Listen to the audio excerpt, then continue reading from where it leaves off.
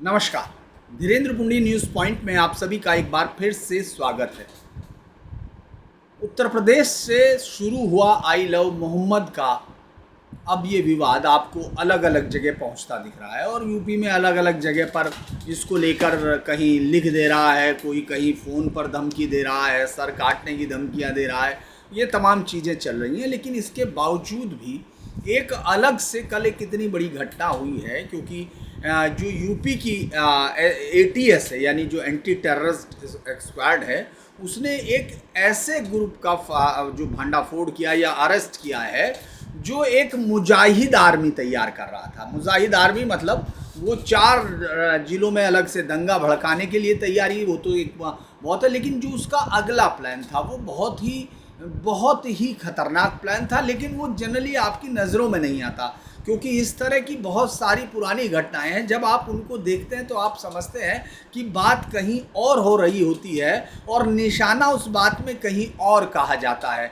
ये कम से कम आपको जिहादी आतंकी जो एक ट्रेनिंग है उसका एक बड़ा पोर्शन, डिसेप्शन जो उसका एक अहम हिस्सा है। और कई बार मुझे लगता है कि अगर हम इतिहास को देखते हैं तो ये कहीं उसमें अंतर्निहित है। जिस तरह की लड़ाई लड़ते हैं, आपने आतंकवादियों का या जिहादियों को देखा होगा, वो एक सेम पैटर्न करते हैं और उसको समझने में कई बार भूल होती है।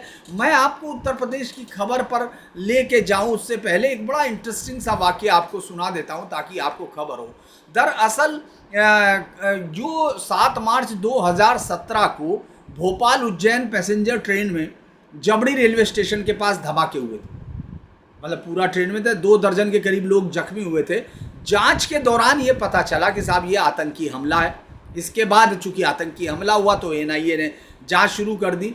और इसी बीच 7 मार्च को ही जब चूंकि इनपुट्स मिल रहे थे तो लखनऊ में एक आतंकी जो ठाकुरगंज के इलाके में मारा गया, सैफुल्ला। और कानपुर में रहने वाले, कानपुर का जो जाज मऊ का था, आप जोड़ते रहिए, कानपुर में बोल रहा हूँ जहाँ से शुरू हुआ है खेल, सारा शुरू हुआ है कानपुर से। ये जो आई लव मोहम्मद का जो जिस तरह से शुरू हुआ, एक विवाद हुआ और उस विवाद को जो पूरा अब साजिशन बड़ा किया जा रहा है, उसमें एक और पुलिसकर्मी भी, रिटायर्ड पुलिसकर्मी बर्खास्त है, जो फिर बाद में कोर्ट से वो आया था, लेकिन बाद में उसने वीआरएस ले लिया, उसकी भी भूमिका थी। जुबैर उसका नाम है, अलग बात है। लेकिन उसके बाद हम पहले इस घटना पर जाते हैं।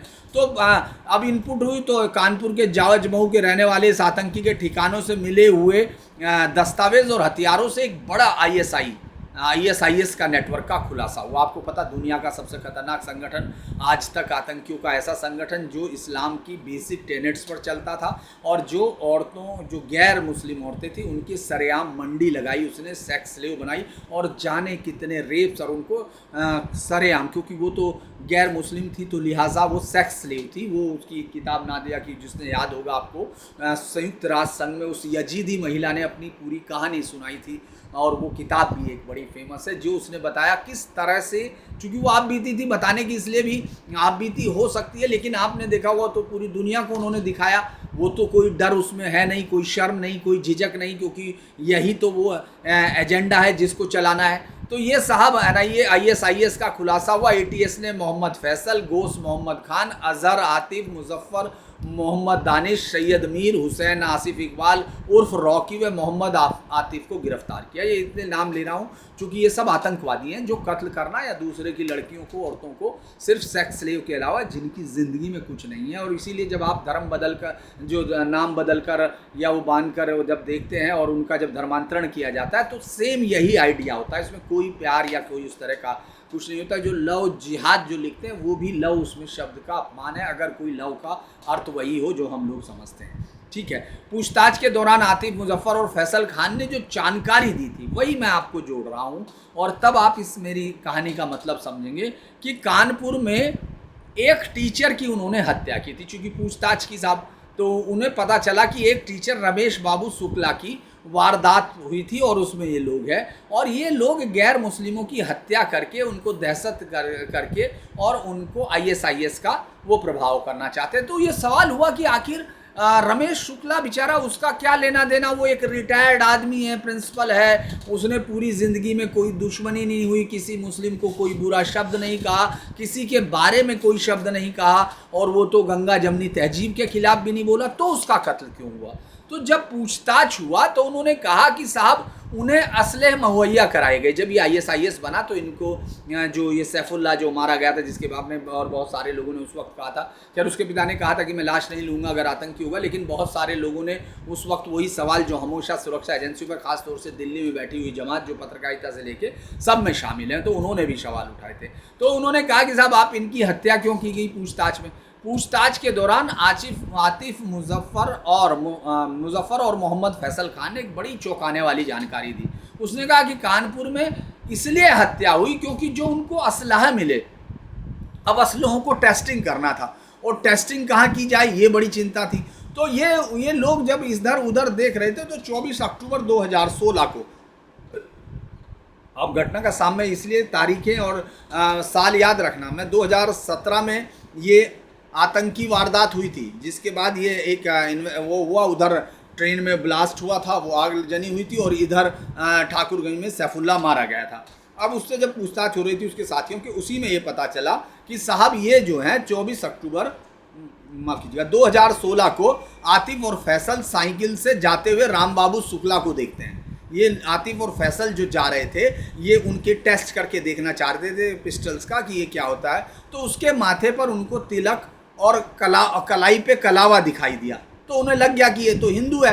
और इसके बाद उन दोनों ने उससे नाम पूछा, चूँकि भाई ये तो बहुत धर्म सम्मत बात है कि वो किसी को नहीं मानना चाहते बेगुनाह का मतलब आप समझ रहे होंगे कि भाई वो मुस्लिम नहीं होना चाहिए, नहीं तो ये तो पाप हो जाएगा। क्योंकि आपको याद होगा, वो कहावत भी याद होगी जिसमें कहा गया कि यदि एक को मारें तो पूरी कायनात का कत्ल होता है, एक का कत्ल। वो सिर्फ मुस्लिम्स के लिए कही गई है, लोगों ने उसको आगे नहीं देखा। मैंने कहा डेविल्स इन डिटेल।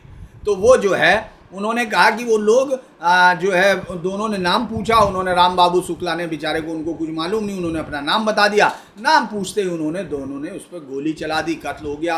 और कत्ल के बाद इस वारदात का वीडियो बना के इन आतंकियों ने सीरिया में भेज दिया अपने आतंकियों को। इधर अब इसके बाद उनके परिवार वालों को पूछा, उनके परिवार में वो अकेले कमाने वाले थे, जाजमाऊ में एक स्कूल में प्रिंसिपल थे, रिटायर्ड, पूजा पाठ में विश्वास रखते थे, स्कूल कोचिंग और वापस घर के अलावा तो वो कहीं जाते नहीं थे।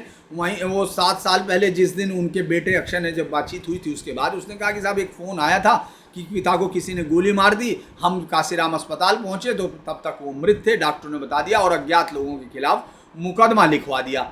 पिता के खिलाफ कोई रंजिश नहीं थी। समय बीत गया, ये केस ऐसे ही आया, समझ में आया नहीं कि किसने क्या हुआ। जब एक आतंकी वारदात और उसके बाद उन्होंने पूछा कि क्या आपके पिता हाथ पर कलावा बांधते थे, पूजा पाठ करते थे, तो अक्षय ने जवाब दिया कि हाँ। तो अधिकारी ने फ़ोन रख दिया और अगले दिन उनको मीडिया से ये पता चला था। अधिकारी ने नहीं बताया, हो सकता है इसमें एक बड़ा कारण ये भी हुआ कि ये कैसे बताए कि क्या किस लिए मार दिया गया, कि वो अगले दिन अखबारों से पता चला कि साहब उनकी हत्या सिर्फ इसलिए हुई थी क्योंकि उनके हाथ पे कलावा था और माथे पर तिलक था।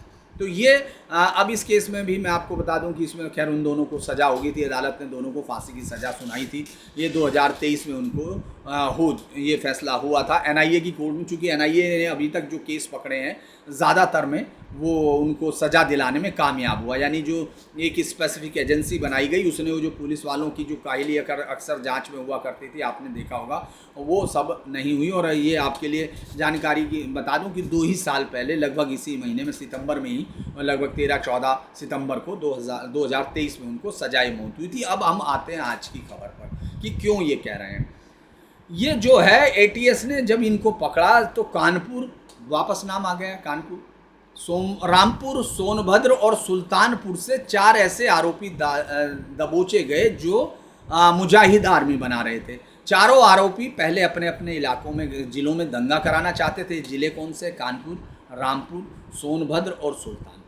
और ये सभी इन सबका क्या कारण था कि ये पाकिस्तान के पाकिस्तानी संगठनों से प्रेरित थे। अब ये बार बार ये सवाल जो आप लोग बहुत सारे करते थे या करते हैं कि साहब वो ये जो लोग, ये ख़ास तौर से आरफा खानम, मुझे जब भी मैं देखता हूँ कई लोगों पत्रकारों को जो इस बात की बड़ी दलील और बड़ा जिहाद जरिया करते हैं, और वो शाहीन बाग से लेकर सब पे कि साहब आप तो यहाँ पैदा हुए हैं, हिंदू होने की वजह से आपका है, हम तो यहाँ बाई चॉइस रुके हैं। ये बाई चॉइस वही है जो हर जगह पाकिस्तान के जब आतंकी जो पकड़े जाते हैं, यहाँ जो भी लोग इस बेल्ट में पकड़े जाते हैं, क्योंकि ये बेल्ट किसी की समझ में बहुत सालों तक नहीं आई और सबको यही लगता रहा कि साहब हाँ ये तो गंगा जमनी है। ये बाद में समझ में आना शुरू हुआ कि ये गंगा जमनी थी, वो हंस के लिया पाकिस्तान, लड़के लेंगे हिंदुस्तान वाली जो कहानी थी, ये उसके जो एजेंट थे ज़्यादातर, जो लोग ये अब जिहाद में शामिल होते हैं या वो होते हैं, या अलीगढ़ से अभी भी आपको ये सारे समाचार यूनिवर्सिटी से मिलते हैं कि जिन्ना की तस्वीर हटाई नहीं जाएगी, तो ये उसकी तरफ इशारा कर सकता है और किसी की तरफ नहीं।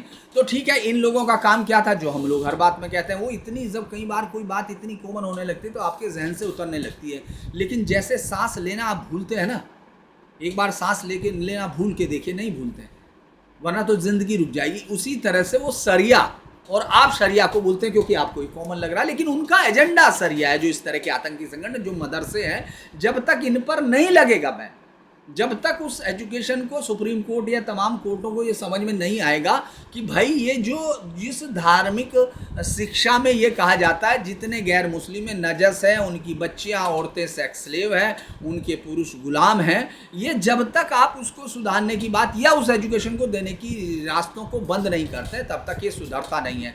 ये चारों पहले वो कर रहे थे, सभी कट्टरपंथी पाकिस्तानी संगठनों से प्रेरित थे, देश में जिहाद करके हथियारों के बल पर। देखिए, अब ये बहुत मजाक की बात हो सकती है कि साहब ये 400 लोग ये सब लोग आएंगे, लेकिन मैंने आपको इतने सारे उदाहरण जो मैं देता हूँ, अभी आपको मैंने दिया कि वो 2 लोग वो ISIS के माध्यम से भी इस देश में लागू करना चाहते थे। राम बाबू शर्मा को कोई ये समझाता रहे, शुक्ला जी को, कि साहब आप समझ नहीं रहे, तो गंगा जमनी तहजीब में कुछ भटके हुए नौजवान थे। तो इसी तरह की कहानी आपको मिलती रहेगी। लेकिन इतिहास क्या कहता है, धार्मिक उनका टेक्स्ट क्या कहता है, और उन लोगों का एक्ट क्या है जो इसमें पकड़े जा रहे हैं, उसी से आप तय करेंगे, ना कि उन सब से जो आपको समझा रहे हैं।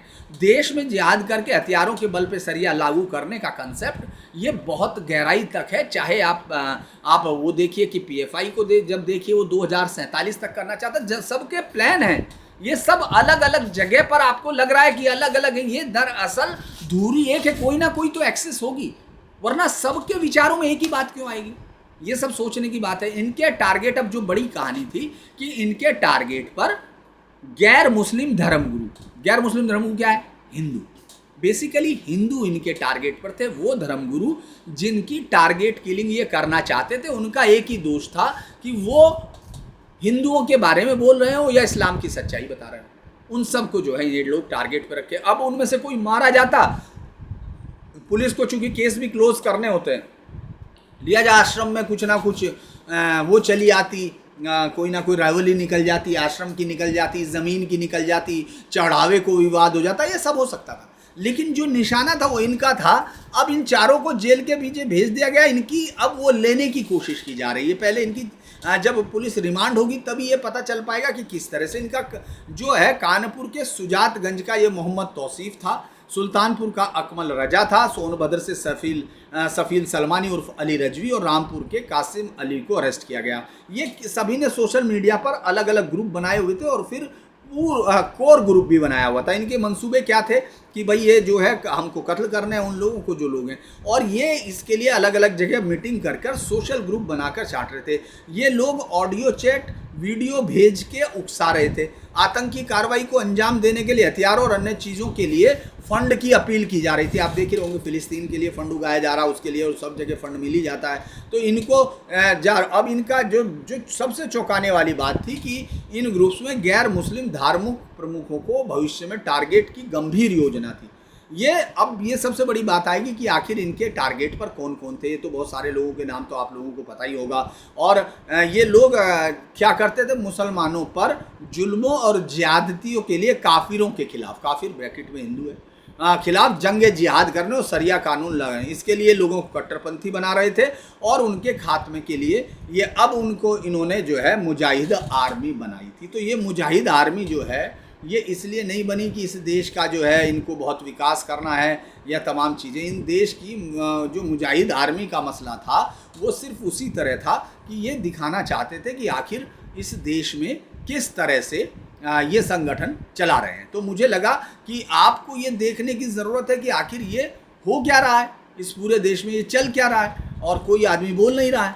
तो मुझे लगता है कि इस पूरे मसले को हम अगर उसमें देखें, माफ़ कीजिएगा बीच में वो आ गया था कोई ब्रेक, तो ये अगर हम सिर्फ एक अकेला इंसिडेंट करके नहीं देख सकते हैं, इस तरह के इंसिडेंट अलग अलग हैं। एक और ये तो इनके फ़ोटो वोटो तो सब जारी हुई, और उनके पिता, उनके जो परिवार के हैं, उन लोगों ने कहा कि नहीं साहब वो तो बहुत ही सज्जन थे, और ये लोग क्या कर रहे थे, सब जगह व्हाट्सएप नहीं था, टेलीग्राम, सिग्नल ऐप और अन्य माध्यमों से कट्टरपंथियों को जोड़ा जा रहा था। बड़े ग्रुप, उनमें से कुछ खास लोगों को अलग छोटे ग्रुप में था, और 8 से 10 लोगों का एक कोर ग्रुप तैयार किया था, जिसके माध्यम से ये कहानी पूरी तैयार की जा रही थी। और वो निशाने पर वही कि जो हिंदुओं का जो भी आदमी मुसलमानों को लेकर बयान देगा उसका कत्ल करने से कम वो जो है वो नहीं होगा। अब इसी तरह की जो घटना मैंने दूसरी जोड़ दी थी वो था बर्खास्त सिपाही जुबैर अहमद। ये जो है सुजातगंज में अजमेरी मस्जिद के पास जुमे की नमाज के बाद लोगों को भड़काऊ ऑडियो सुनाकर माहौल बिगाड़ने का प्रयास करने वाले बर्खास्त सिपाही जुबैर अहमद, ये 7 मस्जिदों में था, उसका एक ऑडियो LIU को मिल गया। और इसके बाद इसने इसी के लिए ये चूँकि जो इस समय अपने उनकी पार्टी है साहब की, ओवैसी साहब की, उस पार्टी में भी है, और मैंने आपको इसके डिटेल बताई। दरअसल ये छोटी छोटी घटनाएं, इस देश में होने वाले एक एक मर्डर, इस तरह के मर्डर जो चाकूबाजी में कभी आपने देखा होगा नाबालिग ने किसी को मार दिया, और उस सब के, इन सब को बहुत गौर से देखने की ज़रूरत है। और मैं बार बार एक ही बात कहता हूँ कि ये अदालतों को ये समझना होगा कि जिस शब्दों का इस्तेमाल या जिस मैसेजिंग का इस्तेमाल वो कर रहे हैं, वो मैसेजिंग डबल कोड की है, वो द्विअर्थी है, वो आप उसको कुछ और समझ रहे हैं और उसका बेसिक टेक्स्ट में अर्थ कुछ और है। ये बहुत ज़रूरी है। जब तक ये देखा नहीं जाएगा, मुझे नहीं लगता कि कोई भी इस पूरे मसले को सुलझा पाएगा। इस समय प्रदेश में अलग अलग जगह पर आप देखेंगे, इनमें से किसी का, फिर एक वही सवाल आएगा कि इनमें से किसी भी परिवारजन को या उसके जानने वाले के खिलाफ किसी हिंदू ने कभी कोई वो नहीं किया है, कोई दंगे में शामिल नहीं हुआ, किसी के खिलाफ दंगे में कोई नुकसान नहीं हुआ। लेकिन ये सब एक ही बीमारी के मारे हुए हैं बेचारे, क्योंकि वो लोग गैर मुस्लिम हैं और उनकी नज़र में इनका कत्ल जायज़ है या इनका धर्मांतरण। 2 ही रास्ते उनको लगता है जो लोग इस तरह की आतंकी गतिविधियों में शामिल होते हैं। ये जो कहानियाँ हैं ये लगातार पहले से आज तक चलती रही हैं, ये फ़िलिस्तीन से लेकर आपको हर जगह मिलेंगी, और इन कहानियों का जिक्र आप कभी से देख सकते हैं, उसी दिन से सकते हैं जब से ये जिक्र इस्लाम का शुरू होता है। तो ये जो दिखता है कि आप जिस घटना को साधारण करके छोड़ देते हैं, वो घटना कहीं और बड़ी होती है। एक और, चूँकि मैं ख़त्म कर रहा हूँ इस पूरे उसको, कल एक और बड़ी दरअसल NIA ने फिर एक इसी तरह की घटना, चूँकि हम लोग NIA के उन पर बहुत ज़्यादा आप देखते नहीं हैं, 2 को कन्विक्शन दिया गया है कल भी NIA में। और आपको मैं बता दूं ये कौन सा केस था। ये एर्नाकुलम में जो सेंटेंस 8 साल की दी गई है ISIS केरला के 2 एक्यूज को, तमिलनाडु केस था केरला, उसमें मोहम्मद अजरुद्दीन H और Sheikh Hidayatullah Y guilty under various section of, उसमें 8 साल की इनको रिगोरियस इम्प्रिजमेंट दी। केस था ये जो वायलेंट एक्सट्रीमिस्ट आइडियोलॉजी को फैलाना चाह रहा है, ISIS dash by Mohammed Azharuddin, हाँ, and conspiracy was aimed at recruit करना चाह रहे थे vulnerable carrying out terrorist attack in south India, specially Kerala और तमिलनाडु में। ये केस 2019 में दर्ज हुआ था 6 के खिलाफ, ये कोयम्बटूर में थे, और इसमें से जो 2 लोग थे वो अलग किए गए थे। आपको मालूम होगा कोयम्बटूर का बम ब्लास्ट केस था कार का, उसमें जो 2 लोग पकड़े गए थे, जमेसा मुबीन हैज़ कैरिड आउट ISIS जो IED था, वो मंदिर पे, एक प्राचीन मंदिर पर अटैक करने के लिए ले जा रहा था। वो कार ब्लास्ट हो गई थी, कैरिड आउट बाय जमीमा to avenge the arrest and subsequent prolonged incarceration of his mentor Mohammed Azharuddin by NIA ने 2019 में पकड़ा था। उसके बाद इसको देखिए आप, ये किस तरह से है। मैं आपको ये जो बता रहा हूँ कि ये सब चीज़ें बहुत बड़ी हैं। अगर अब मैं इस पर फिर केस पर फिर कभी बात करेंगे, आज अभी इतना ही। अगर आपको ये वीडियो अच्छा लगे तो लाइक कीजिए, सब्सक्राइब कीजिए, इसको शेयर कीजिए और छोटी छोटी चीज़ों में से बड़े बड़े अर्थ निकलते हैं, ये भी समझिए। नमस्कार।